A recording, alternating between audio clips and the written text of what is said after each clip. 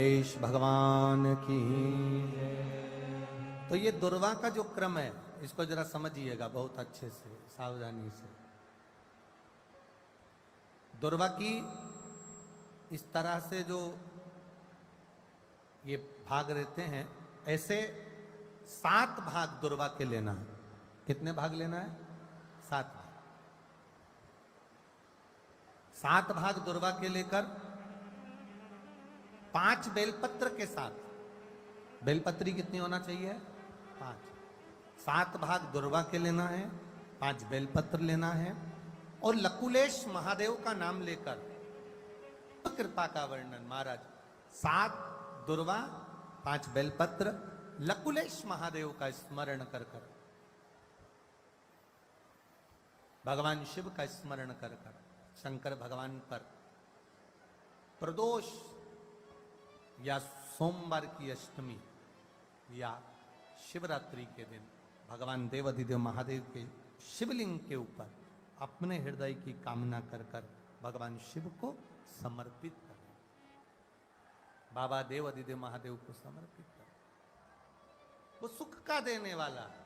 लकुलेश महादेव ने 4 स्थान पर भिक्षा मांगी पार्वती जी के साथ जाकर।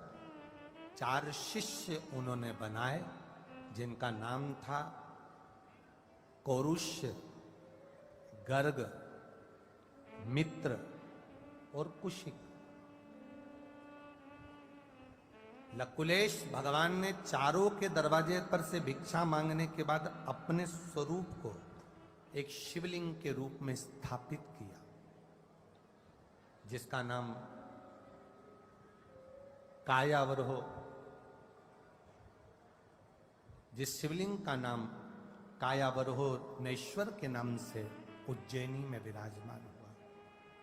कायावरोहनेश्वर एक ऐसा शिवलिंग,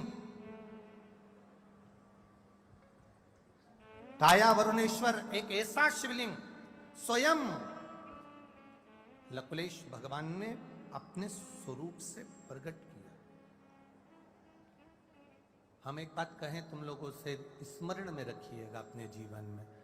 जब इस शरीर में कोई भारी रोग हो जाता है, काया का कोई रोग हो गया, चर्म रोग हो गया, चमड़ी सफेद पड़ने लगे, या कोई रोग काया से जुड़ा हुआ, कोई कैंसर जैसा भी रोग हो, सबसे पहले ब्राह्मण हत्या को देने के लिए पृथ्वी पर पहुंचे। पृथ्वी से कहा, पृथ्वी आप हमसे ब्राह्मण हत्या का अंश लो। पृथ्वी ने ब्राह्मण हत्या का अंश है। इसलिए हमारे सनातन धर्म में भगवान का जब जन्मोत्सव मनाया जाता है, राम जन्मोत्सव मनाओ, कृष्ण जन्मोत्सव मनाओ, भगवान की जन्माष्टमी का त्योहार मनाया जाता है, तो भगवान के जन्मोत्सव में जो प्रसाद बनता है उस प्रसाद में गोंद नहीं डाला जाता।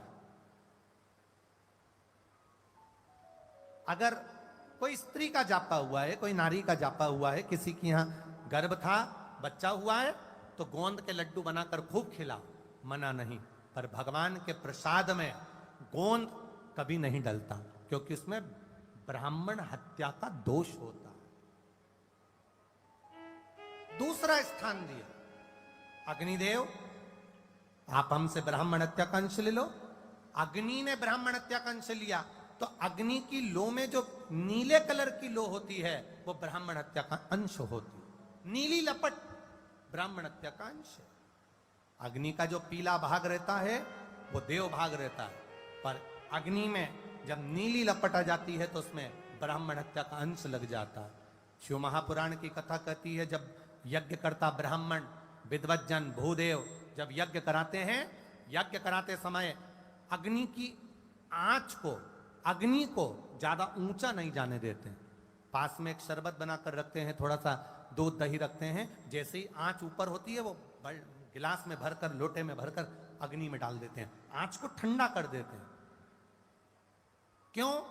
अगर यज्ञ की अग्नि ऊंची जाएगी, उसमें नीली लपट आ गई, तो वो ब्राह्मण हत्या लग जाएगी, इसलिए उस अग्नि को सीमित रखा जाता है। तीसरा स्थान दिया जल को, हे जलदेव आप हमसे ब्राह्मण हत्या का अंश लीजिए। जलदेव ने ब्राह्मण हत्या का अंश लिया, तो जल के ऊपर जो फेन रहता है, जल के ऊपर जो बुलबुला रहता है, जल के ऊपर जो फेन होता है, वो ब्राह्मण हत्या का अंश होता है। इसलिए हमारे सनातन धर्म में जब मेहमान भोजन करने बैठते हैं, संत भोजन करने बैठते हैं, गुरुजन भोजन करने बैठते हैं, ब्राह्मण जन भोजन करने बैठते हैं, घर का कोई बुजुर्ग जब भोजन करने बैठता है तो भोजन की थाली बाद में आती है, पानी का गिलास पहले आता है। पानी का गिलास इसलिए पहले आता है कि पानी के गिलास में अगर कोई बुलबुला है, कोई फेन है, तो जब तक भोजन की थाली आए तो पानी में से वो फेन, वो बुलबुला समाप्त तो हो जाए। अगर पानी में फेन होगा और वो पानी किसी ने पिया तो उसको ब्राह्मण हत्या का अंश लग जाएगा। इसलिए तीसरा स्थान जल को दिया। चौथा स्थान स्त्री को दिया। नारी, तुम हमसे ब्राह्मण हत्या का अंश लो। नारी ने ब्राह्मण हत्या का अंश लिया तो नारी का रजस्वला धर्म, नारी का रजो धर्म धारण करना, 7 दिन तक नारी पूजन स्थान पर ना जाना, भगवान का भजन ना करना, कहीं भोजन को हाथ ना लगाना, स्पर्श ना करना, ये रजो धर्म नारी को दिया। 4 स्थान पर ब्राह्मण हत्या को बांटा गया। तब जाकर इंद्र उस कमल की डंडी